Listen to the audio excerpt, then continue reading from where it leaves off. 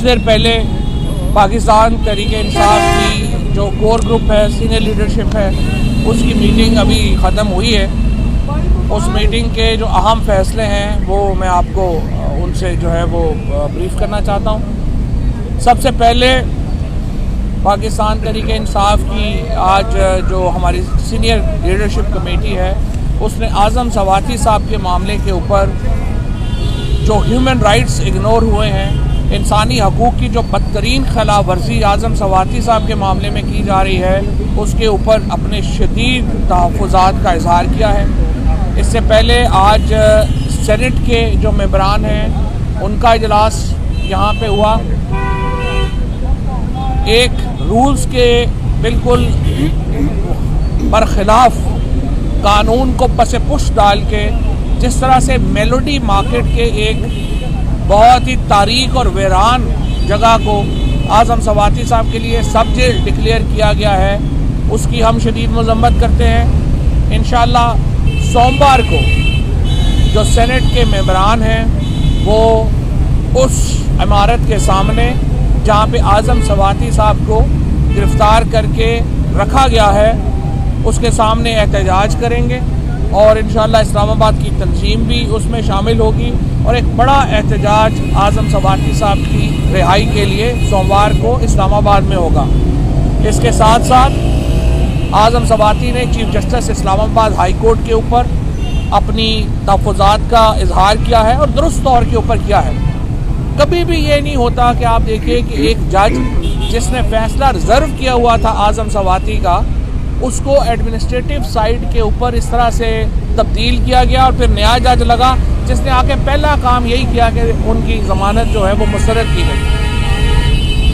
और बदकिस्मती से पाकिस्तान की जो इस वक्त जुडिशल हिस्ट्री है वो रिपीट हो रही है और हम समझते हैं कि आज़म सवाती के मामले में जिस तरीके से इंसानी हकूक़ को पामाल किया गया, 45 FIR दर्ज की गई, उसके ऊपर हमें बड़ा शदीद कंसर्न है और इंशाअल्लाह इस मामले को मंतकी इंजाम तक पहुंचाना इमरान खान साहब और पाकिस्तान तहरीक-ए-इंसाफ की सीनियर लीडरशिप का क्या मानना है कि इसको मंतकी इंजाम तक पहुंचना ज़रूरी है और हम इंशाअल्लाह इस मामले पूरी प्रोटेस्ट जो है वो करेंगे।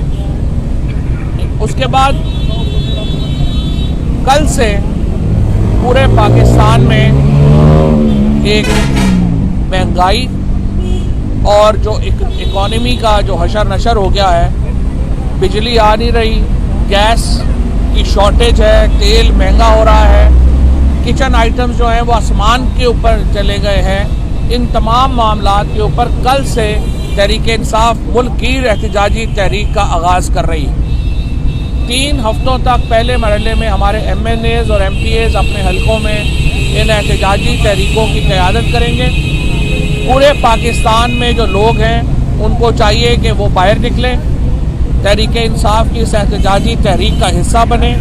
3 हफ्तों के बाद इमरान खान इंशाअल्लाह इस तहरीक को ज्वाइन करेंगे और हम दोबारा सड़क के ऊपर होंगे और ये सिलसिला जब तक ये हुकूमत नहीं जाती इंशाअल्लाह ये सिलसिला जो है वो दोबारा जारी होगा। टेक्नोक्रेट हुकूमत की जिस तरीके से बाज़गश्त सुनाई दे रही है, तहरीक-ए-इंसाफ की लीडरशिप ने आज इसके ऊपर गौर किया है और इसको मुस्तरद किया। किसी तौर के ऊपर भी टेक्नोक्रेट हुकूमत की पाकिस्तान में गुंजाइश नहीं है और आइन के तहत नए इंतखाबात पाकिस्तान के मसाइल का वाहिद हल है। लिहाजा जो भी क्वार्टर्स पाकिस्तान के अंदर टेक्नोक्रेट गवर्नमेंट का ख्वाब देख रहे हैं, हम बता दें कि ये पाकिस्तान के अवाम को कबूल नहीं होगा। पाकिस्तान के अवाम को सिर्फ आम इंतखाबात कबूल है, इसके अलावा कोई और सेटअप पाकिस्तान में नहीं चल सकता। और मौजूदा हुकूमत को भी हम कहना चाहते हैं कि आप गैर आइनी मामलात में शराकतदार ना बने।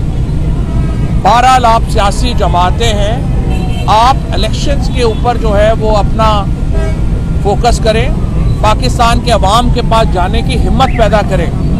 जो आपका एटीट्यूड है कि आपने इलेक्शनों से भागना है, चाहे उसके लिए आपने पहले नवाज शरीफ ने इस मुल्क में मार्शल लॉ लगवाने की कोशिश की, अब उसने फौज की जो लीडरशिप की तब्दीली का मामला था उसके ऊपर तनाज़ा बना के नवाज शरीफ मुल्क में माशाल्लाह लगवाना चाहते थे। सिर्फ इमरान खान के तदब्बर और तहम्मुल की वजह से ये ट्रांजिशन मुकम्मल हुई और मुल्क में माशाल्लाह नहीं लगा। अब ये चाहते हैं कि पाकिस्तान में इलेक्शन ना हो, चाहे टेक्नोक्रेट गवर्नमेंट बन जाए। देखें, इसके ऊपर ये मुमकिन नहीं होगा। जो भी टेक्नोक्रेट्स आएंगे वो मामलात को नहीं संभाल सकेंगे। और मैं एस्टेब्लिशमेंट को भी बताना चाहता हूं कि फिर सारा जो कसूर है वो आपका निकलेगा और आपके ऊपर उसका ब्लेम आएगा। लिहाजा इस मामले के ऊपर बहुत गहरा गौर व हौज करें। और पहले आइडियाज़ 7-8 महीने में जिस तरह के आइडियाज़ आए और नाकाम हुए, ये भी एक और ऐसा ही आइडिया होगा जो बुरी तरह पिट जाएगा। ऐसे आइडियाज़ ना सोचें। पाकिस्तान को लैब रैट ना बनाया जाए, हमें लेबॉर्ट्री का चूहा ना समझा जाए पाकिस्तान के अवाम को, जिसके ऊपर रोज़ नया तजर्बा करना ज़रूरी है। पाकिस्तान के अवाम को आइन में दिए गए हकूक़, आइन में दिया गया सियासी निज़ाम उनका हक है। फंडामेंटल राइट्स जिस तरह सस्पेंड हैं गुज़श्ता 8 महीनों से पाकिस्तान के अवाम के, वो फौरी बहाल किए जाएँ। पाकिस्तान का आइन बहाल किया जाए और इंतखाबात की तरफ बढ़ा जाए। ये हमारा आज का बुनियादी फ़लसफ़ा है और बयानिया है और इसी के ऊपर हम जो है वो समझते हैं कि वो आगे बढ़ना चाहिए। चौथा नुक्ता जिसके ऊपर आज सीनियर लीडरशिप में बात हुई है वो पंजाब में हुकूमत की तब्दीली है। देखिए, हम मेजॉरिटी पार्टी हैं इस वक्त पंजाब में। इस वक्त तहरीक इंसाफ और जो पाकिस्तान मुस्लिम लीग कायद-ए-आज़म है उसके 190 मेंबरान हैं जो कि इस वक्त पंजाब असम्बली में हैं। ये हुकूमत बनाना, इसको डिज़ोल्व करना, ये हक इस वक्त तहरीक इंसाफ को हासिल। लिहाजा ये जो भी मामला चल रहा है जिसमें ये कोशिश हो रही है कि पंजाब में हुकूमत तब्दील की जाए, पहले गवर्नर इस साजिश का हिस्सा बने और गवर्नर ने एक गैर आइनी इक़दाम उठाया। अभी गवर्नर को पंजाब असम्बली में हाज़िर होके पेश होके अपने इक़दाम की वजाहत देनी चाहिए। उन्होंने उसके ऊपर प्रिविलेज मोशन दिया है। उसी तरीके से जो चीफ सेक्रेटरी है उनको अपनी पोजीशन जो है उसको वाज़ेह करने की ज़रूरत है। और पंजाब में जो हॉर्स ट्रेडिंग का खेल खेला गया, हम अब स्पीकर पंजाब असम्बली को ये कहने जा रहे हैं कि आसफ जरदारी, नासिर अली शाह और शर्जील मेमन के दौरा पंजाब की जो तफसीलात हैं वो इलेक्शन कमीशन से शेयर की जाए।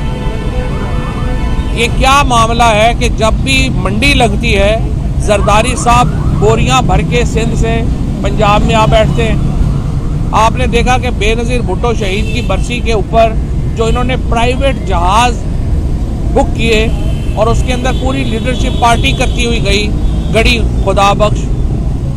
इसी तरह का एटीट्यूड इनका पाकिस्तान के लोगों के बारे में, पाकिस्तान के मोरालिटी तबाह करने में जो जरदारी एंड कंपनी का किरदार है वो किसी से ढका छुपा नहीं।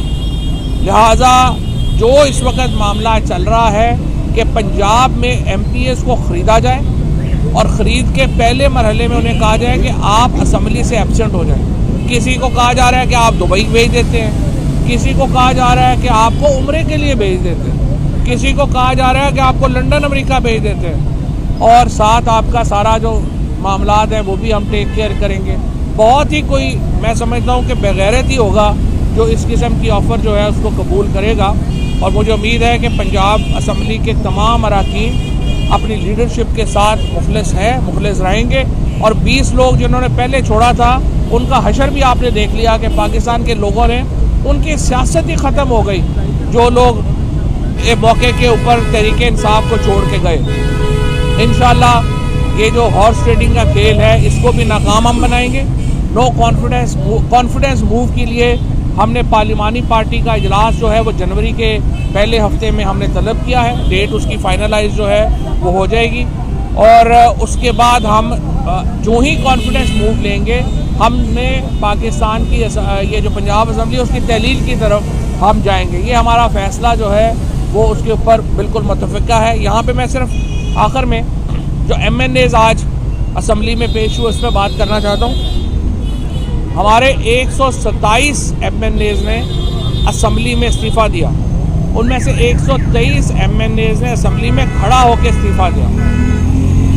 ये इस्तीफ़े इज्तिमाई थे। हम इज्तिमाई इस्तीफ़े देना चाहते हैं, क्योंकि ये हमने कोई स्पीकर साहब के लिए एंटरटेनमेंट का बंदोबस्त नहीं किया हुआ कि जो स्पीकर साहब जो है किसी काम लग जाए। मेरा बड़ा एहतराम है राजा परवेज़ अख्तर साहब के लिए, आज उन्होंने गिला भी किया है।